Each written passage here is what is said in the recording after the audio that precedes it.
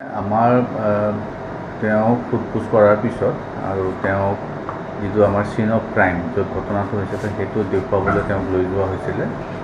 তেনেতে তেওঁ আমাৰ চিপাহীটোৰ পৰা হেণ্ডকাপৰ ৰছীডাল পটকৈ টানি তেওঁ পলাবলৈ চেষ্টা কৰে আৰু পানী যিহেতু তাত পুখুৰী আছে পুখুৰীত পৰে লগে লগে আমি কৰ্ডন কৰোঁ।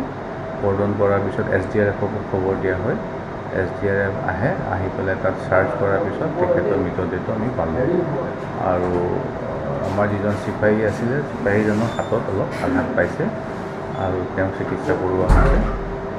ঘটনাটো এতিয়া আমি তদন্ত কৰিছোঁ যে কেনেকৈ তেওঁ তাত মানে যে তেওঁৰ আন্ধাৰ আছিলে পানীত পৰিলে, গতিকে এই ইনচিডেণ্টটো আমি এবাৰ চাব লাগিব কেনেকৈ বাকী দুজন আছামী চিনাক্ত কৰিব পাৰিছোঁ। তেওঁলোককো কালি আমি ৰেড কৰিছিলোঁ, তেওঁলোকক আমি পাম বুলি আশা কৰিছোঁ।